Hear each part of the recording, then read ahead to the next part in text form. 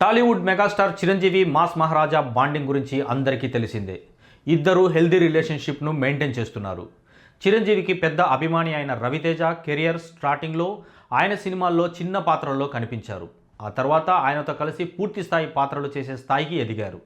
ఇద్దరూ కలిసి పలు సినిమాల్లో యాక్ట్ చేసి మెప్పించారు. అయితే వారిద్దరూ రీసెంట్గా సంక్రాంతి పండుగ కానుకగా వేరువేరుగా తమ సినిమాలతో సందడి చేసిన విషయం తెలిసిందే. చిరంజీవి మనశంకర వరప్రసాద్ గారు మూవీతో థియేటర్స్లోకి రాగా రవితేజ నటించిన భర్త మహాశయులకు విజ్ఞప్తి కూడా విడుదలైంది. రెండు సినిమాలు కూడా భారీ అంచనాల మధ్య రిలీజ్ కాగా రిజల్ట్ మాత్రం వేరువేరుగా వచ్చాయని చెప్పాలి. వీడియో చివరి వరకు చూడండి. Please like, share and subscribe చేసుకోవడం మర్చిపోకండి. పాజిటివ్ టాక్ అందుకొని ఫ్యామిలీ ఆడియన్స్ను పెద్ద ఎత్తున రప్పించిన మనశంకర వరప్రసాద్ గారు మూవీ బాక్సాఫీస్ వద్ద భారీ వసూళ్లు రాబట్టగా భర్త మహాశయులకు విజ్ఞప్తి మాత్రం యావరేజ్ రెస్పాన్స్కే పరిమితమైంది. అయితే ఇప్పుడు రవితేజ ఫ్యాన్స్ చిరంజీవిపై ఆగ్రహం వ్యక్తం చేస్తున్నారు. బహిరంగంగా తమ హీరో సినిమా కోసం మాట్లాడారని అంటున్నారు. నిజానికి నిన్న మనశంకర వరప్రసాద్ గారు మూవీ సక్సెస్ మీట్ జరగా చిరు సంక్రాంతి చిత్రాల విషయాన్ని ప్రస్తావించారు. నేను నా మూవీ ప్రీ రిలీజ్ ఈవెంట్లో ఒకటే కోరుకున్నా, సంక్రాంతికి వచ్చిన 5 సినిమాలు బాగా ఆడాలి, మంచి వసూళ్లు సాధించాలి, థియేటర్స్ కిటకిటలాడాలి, జనాలు రావాలని అనుకున్నా. అదే చెప్పా. నా మాటను మన్నించి ప్రజలు ఆదరించారు అని చెప్పారు. ఒకటి అర అటు ఇటుగా ఉన్నా సరే దాదాపు అన్ని సినిమాలు ప్రజలు ఆదరించారు, సక్సెస్ అందించారు. ఆ రేంజ్లో ఆయా మూవీ టీంకు హిట్స్ దక్కాయి. ఇదే మంచి సంక్రాంతి అని చెప్పారు. అయితే ఒకటి అర సినిమా అనేది భర్త మహాశయులకు విజ్ఞప్తిని ఉద్దేశించి చేసిన వ్యాఖ్యలుగా రవితేజ అభిమానులు భావిస్తున్నారు. అందుకే కోప్పడుతూ పోస్టులు పెడుతున్నారు. కానీ అక్కడ చిరంజీవి ఏ సినిమా పేరు కూడా ప్రస్తావించలేదు. అది కూడా తప్పుగా కాకుండా దాదాపు అన్ని సినిమాలు అని చెప్పారు. కాబట్టి రవితేజ ఫ్యాన్స్ చిరంజీవి వ్యాఖ్యలపై అంతలా ఫైర్ అవ్వాల్సిన అవసరం లేదని అనేక మంది నెటిజన్లు అభిప్రాయపడుతున్నారు.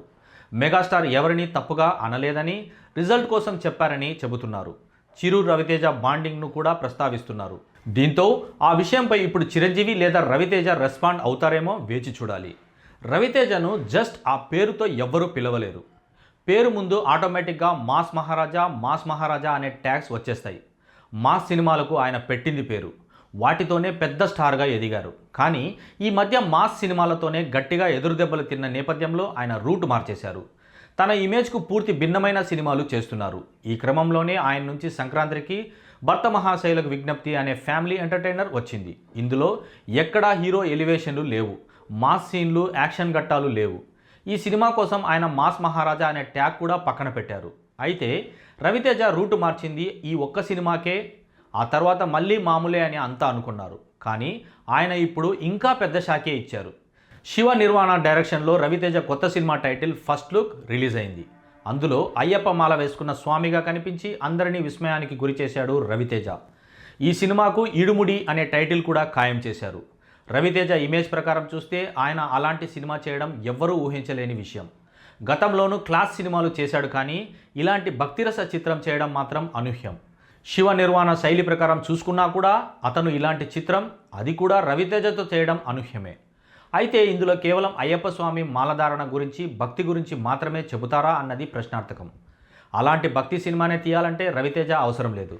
కానీ ఆయనతో ఈ సినిమా చేస్తున్నారంటే ఇంకేదో విశేషం ఈ సినిమాలో ఉండే ఉంటుందని ఆశించవచ్చు. మొత్తానికి ఈ సినిమా టైటిల్, ఫస్ట్ లుక్లతో మాత్రం అందరినీ ఆశ్చర్యానికి గురిచేసి టాక్ ఆఫ్ దట్ ఇండస్ట్రీగా మారబోతున్నది మాత్రం స్పష్టం. కమర్షియల్ సినిమాలు, యాక్షన్ సినిమాలతో అభిమానుల ముందుకు వచ్చిన రవితేజ ఈసారి కొత్తగా రాబోతున్నట్టు పోస్టర్ చూస్తుంటేనే అర్థమవుతుంది. ఈ పోస్టర్ చూసిన చాలామంది netizens Malayala super hit cinema Malikappuram remake అంటూ కామెంట్స్ చేస్తున్నారు. ఉన్ని ముకుందన్ హీరోగా తెరకెక్కిన ఈ చిత్రానికి విష్ణు శశి శంకర్ దర్శకత్వం వహించారు. 2022లో రిలీజ్ అయిన ఈ సినిమా భారీ విజయాన్ని అందుకుంది. చైల్డ్ ఆర్టిస్ట్ దేవానంద ఈ చిత్రం ద్వారా మంచి గుర్తింపును సంపాదించుకుంది. మాలికాపురం కథ విషయానికి వస్తే 8 ఏళ్ల కళ్యాణి అయ్యప్ప భక్తురాలు. తండ్రితో పాటు శబరిమల వెళ్ళాలి అనేది ఆమె కోరిక. కానీ తండ్రి అప్పుల బాధ భరించలేక ఆత్మహత్య చేసుకుంటాడు. దీంతో తన స్నేహితుడితో కలిసి కళ్యాణి శబరిమల వెళ్తుంది. మధ్యలో వీరిద్దరిని కిడ్నాప్ చేయాలని ఒక రౌడీ ప్రయత్నిస్తాడు. ఇక వీరిని జాగ్రత్తగా శబరిమల చేర్చడానికి అయ్యప్పన్ సహాయం చేస్తాడు. అసలు అయ్యప్పన్ ఎవరు, చిన్నారులిద్దరూ తిరిగి ఇంటికి చేరుకున్నారా లేదా అనేది కథ. ఇక ఇదే కథతో రవితేజ ఇడుముడి చేస్తున్నాడని అంటున్నారు. అయ్యప్ప స్వామిగా రవితేజ కనిపిస్తాడని అంటున్నారు. శివ నిర్మాణ ఇదే కథను తెలుగు నేటివిటీకి దగ్గరగా తీయనున్నాడని టాక్. ఈ విషయం తెలియడంతో నిజమేనా రవణ అని ఫ్యాన్స్ కామెంట్స్ చేస్తున్నారు. ఇందులో ఎంత నిజం ఉంది అనేది తెలియాలంటే సినిమా వచ్చే వరకు ఆగాల్సిందే.